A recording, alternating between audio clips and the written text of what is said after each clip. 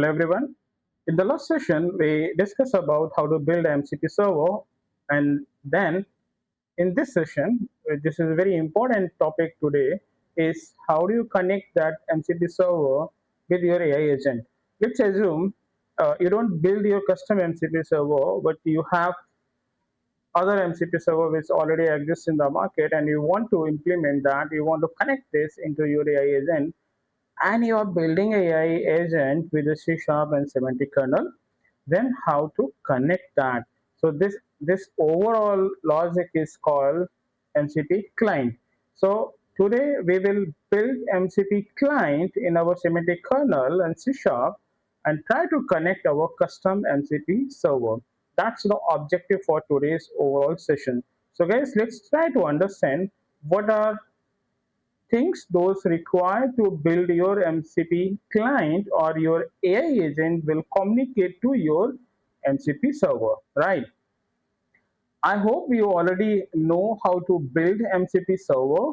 If you are new with this session, then guys, I would recommend please watch my previous video where I describe from scratch how you can turn your existing REST API into MCP server. So I can show you, this is last video. You can watch this video. Here I explain the complete topic for building MCP server in C# and semantic kernel. So today we will continue to connect that MCP server with our C#, right? So let's continue with this. What we need for that, right? To you need another project, because this project would be core AI agent that we are building since the beginning with this series. So we have that AI agent code with us. Here we have a semantic kernel, and then we create an object of this. Here we read our LLM configurations, and then we add like set up the configurations over here, and here your kernel is ready, because this will connect to your large language model that will, in this overall series we use Azure AI Foundry for deployment of our large language model, right? And is one namespace, one nugget package you need to use here, that is model context protocol, that you need to use, because once you use this, then we are able to access the MCP server. So we are able to make a connection to MCP server. Here are the smallest thing you need, because in the last session, if you remember, then I described we have two types of MCP server we can create. Two mediums. One could be STDIO, that's in local, or you have on your Docker and you want to communicate to your MCP server, you can do that. But another one is your MCP server deployed on the cloud, and then you can use the HTTP medium to connect to your MCP server, right? So these are the transport medium. So what is your server? Now it's up to you. If your server is on the local, then you can use STDIO. If your server on web, then you can HTTP. Yeah. So here we will connect our MCP server. This was the URL, as you know. This is the last URL of our MCP server. So in this point, this is the URL for MCP server, which I use here. And then you need this command, MCP client.create async. This will create a connection to your MCP server. Let's say at this moment I have, let's say, connected. Let's try to see, is this connected or not connected? Yeah. So this will make a communication, make a handshake between client and server. So this server is already running over here. Let's try to see this, how it will work. And today there would be interesting topics for you. While you are making a connection with the MCP server, we need to take care some points. So I will explain those things in this session, or if this session is, if the length of the session would increase, then I will split into another session as well. So no need to worry about it, right? All right, let's try to see. So my program is about to run. All right, this is our server.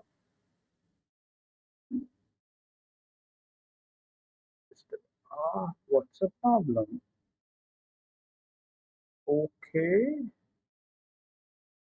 All right, the problem is figured it out. The server was not properly running. That's why you face problem here. But now you can see this is connected to my server. This is the server and it is a client. You can see the client is connected to my server. This is server. Yeah. So it is connected to MCP server. Now the time is we need to figure it out. We need to figure it out what are the tools which are available in MCP server. That's a very interesting topic for everyone who is watching this video, because in the next session I will record a dedicated session toward the MCP safeguards only, because nowadays people or developers are using MCP server, but they don't think what could be the token consumption for communicate to that MCP server. So we need to take care about that.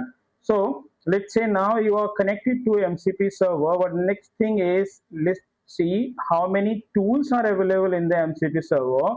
And it might be possible that you don't need all tools. Yeah, you have specific demand, then you don't need to consume whole MCP server. But try to understand how you can open this thing, right? So here we have an option. Let's say this one. You have this option over here. This will list all the available tools, right? Let me add to tool in tools. Let's see, we can try it out. We can write console dot write line how many tools we do have. So this is one important thing for us to understand how many tool we do have, right? Tool dot name. Okay, let's see.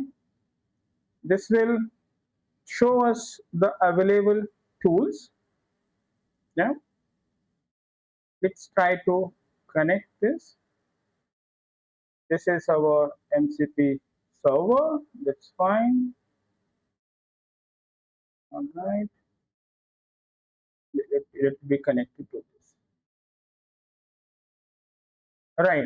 So here you can see the command directly goes to this is the command. You can see over here on MCP server, this handshaking will start, and what it's shown to.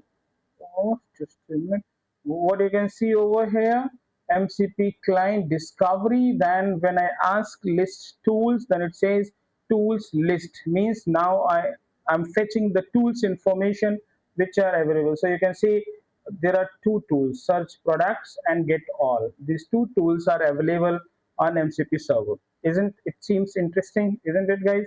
So now we will turn this tool and we will attach those tools with our MCP, with our AI agent, so that this AI agent and MCP server communication will start. Okay, let's see how it is possible. So I would say let me comment it out or remove this code. That doesn't required. That's only for your awareness. Here what I need, I already have this code to save the time for our video. There's a list of tools. We do have all available tools on MCP server, and then we will add MCP server as a function into our semantic kernel plugin, right? So here I add as a plugin. So what I did over here, you can see add from functions. So I treated those all tools as a function for our AI agent, and then here I provide the setting, that's auto calling, how this AI agent will call the function. So this is based on the demand. Whenever tool seems that we need to call it, the LLM have a demand, then it's called the particular tool.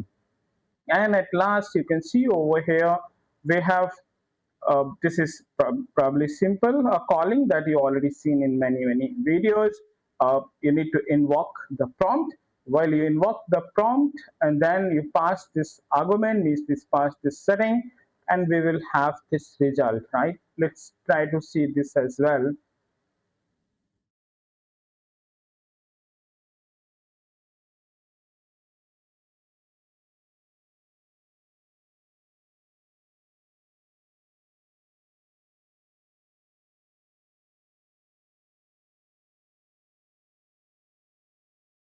Let's wait. It will invoke. Until then, we can see what's going on my server. Yeah, you can see over here the communication is already started in background. Can you see? It says, we have 50 products in our inventory. It's simply calling of MCP server. So what you've seen in this, through AI agent, I attach my MCP server, means I create a MCP client, and then with the client this communicate to server, and then MCP server internally calling the web API that we do have. Yeah, if you like to see, because that already I explained in the last session, but if you like to see, you can see over here we have a specific thing for MCP tools, those we created over here, right? So this is the overall way. Let's say if you have your web API, you already have, and you want to take the leverage of AI agent, or you want to take the leverage of AI and you wanted to use some portion of your web API into AI agent without exposing whole web API, there is an option, there is a feature, my fellow developers, for you. You can build your custom MCP server on top of your REST API layer and then expose this server to AI agent so that the limited information can be utilized by AI agent and start communicating to your MCP server. So this will gives you the benefit of AI without exposing whole information or whole API stack, isn't it? There are some safeguards which you need to have in this session, for the your practice purpose, for the demo purpose. I don't have any, security layer here, but if you are using a production MCP server, security is mandatory. So without security, we can't move that, right? This is only and only for your understanding how you build your MCP server. Once your MCP server built, then how you can create an MCP client and then connect to your MCP server with your AI agent, so that going forward, whenever you user asks question, your AI agent will interpret it, understand the context, or understand the intent, and start communicating to your MCP server. That was the primarily objective for MCP. Start from building MCP server and then connecting the MCP server to here. In the last session, I shown to you, I connect that MCP server with Visual Studio, but Visual Studio Code, Visual Code, Studio Code, right? But in the Visual Studio Code, it's not a actual demand. We don't want to create a chatbot, but ultimately, what we want to create an AI agent. So that's why this is the right demand for you. While you're building AI agent, you need to connect to your MCP server like this, right? And here you can see another important thing is I search all available tools in MCP server and connect it to my agent, right? This will also gives you one flexibility if you want to filter out. You don't, let's say MCP server expose thousands or hundred of functions, but you don't want to use all the tools.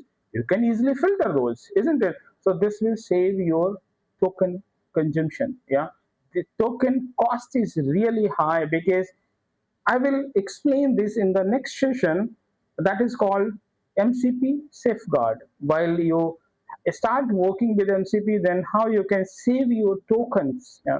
This is important because people are learning MCPs and they start connecting the bigger MCP server to their LLM, and then later on they realize, oh, my cost is huge. Yeah, how to reduce that cost? So there are several mechanisms. If you follow those mechanisms, I would say easily you can reduce the cost of token. So you no need to worry about it. Just stay tuned and watch my next video about MCP safeguard. If you have any question in building MCP server with Semantic Kernel and C Sharp, or any programming that if you prefer building MCP server Python and then this Semantic Kernel, that's pretty possible.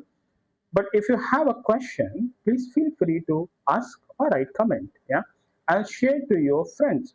In this overall playlist, this build your knowledge that how you can build MCP server on top of your REST API. This is the one side. If you want to build from scratch, then you are free to build that from scratch. Once you have MCP server, how you can connect your MCP server with your AI agent. And now the AI agent, it might be possible the AI agent you are building in Semantic Kernel, or you are using any other framework to build an AI agent. You are free from this. So there is no dependency that you build MCP server with Semantic Kernel, then you must use MCP client in Semantic. No, that there is no dependency. You can connect this MCP server anywhere because this is the way HTTP by HTTP is available, and you can connect in anywhere on the globe once it's accessible on over the internet. Isn't it? Seems interesting. So see you in the next session where the safeguards for MCP while using the MCP, and after that I will start new series that's called RAG, where we will first understand classic RAG and then we move from classic to agentic RAG, right? So stay tuned and continue watching coming videos, and don't forget to do the practice because practice can only make you perfect. So you need to do a lot of practice in this AI era. Almost we are near to close building our full and final AI agent because we know now how to connect tools, how to add up plugins, and here we already understand how you connect your AI agent with MCP. In next session, we will understand in the RAG, we will understand how to attach the memory with your AI agent. That means all the internal part of AI agent you already near to complete, and after that you're ready to build your full-fledged AI agent. See you. I'm really happy to see when someone connecting to me and asking the questions. I love those. Thank you very much, guys. Stay, build your practice. Thank you. See you in the next session.